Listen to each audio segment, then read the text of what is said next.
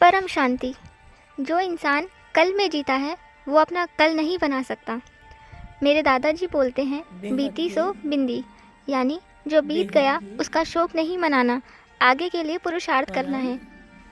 अगर हम पिछले जीवन का सोचते रहेंगे, चाहे दुख हो या सुख, तो उन्हीं यादों में रहेंगे और वो सोचते रहने से आत्मा में वही रिकॉर्डिंग हो रही है, यानी नए कर्म बन रहे हैं और उन कर्मों को भोगने के लिए पुनः जन्म लेना पड़ेगा। लेकिन हमारी आत्मा की यात्रा तो शून्य की है, यानी खुद के किए हुए सारे कर्म चुकतू करके खाली होना है। जब खाली होंगे तभी आत्मा हल्की होगी और मोक्ष मिलेगा। कुछ लोग पुराने मिले हुए दुख में ही रहते हैं या जिसने दुख दिया उससे बदले की भावना रखते हैं। ये जो आपके भीतर विचारों का तूफान चल रहा है, ये आपकी आत्मा को भारी कर रहा है। हमें सबको माफ़ करना है, सिर्फ कहने से नहीं, दिल से, तभी विचार शांत होंगे।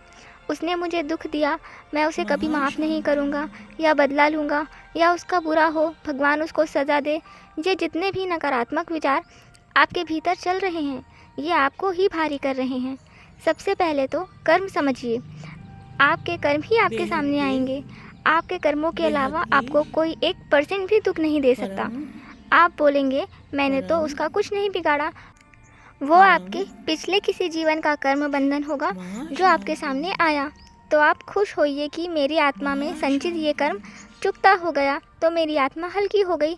अगर उसके बारे में सोचते रहेंगे तो फिर नया कर्म बनकर आपकी आत्मा में रिकॉर्ड होगा। फिर वह व्यक्ति इस जीवन या अगले किसी जीवन में आपके सामने फिर आएगा और आप उससे दुख देंगे। फिर अगले किसी जीवन में वो आपको दुख देगा।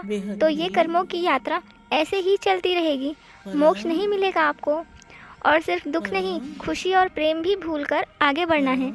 संबंधियों से प्रेम है, आप दान करते हैं, पुण्य करते हैं तो उसकी खुशी है, उसके विचार से खुश होते रहते हैं, तो ये भी आपका कर्म बन रहा है। पुण्य का फल लेने के लिए भी पुनर्जन्म लेना पड़ेगा।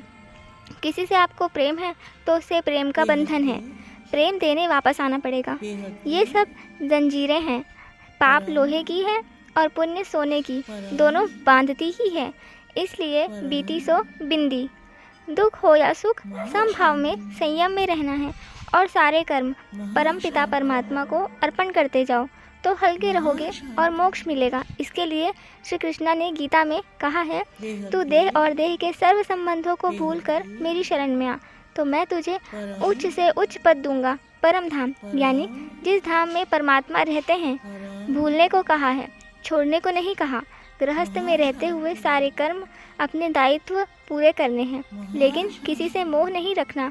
हर कर्म करते हुए परमात्मा को अपने साथ, अपने दिल में रखें। इसी से आपकी आत्मा का कल्याण होगा, परम धाम मिलेगा। अन्यथा जन्म मृत्यु के चक्र में आते रहेंगे। इसलिए सदा ये याद रखिए, बीती सो बिंदी। ये मेरे प्यारे दादाजी की वाणी है। धन्यवाद। परम शांति, परम ज्ञान दादाजी से।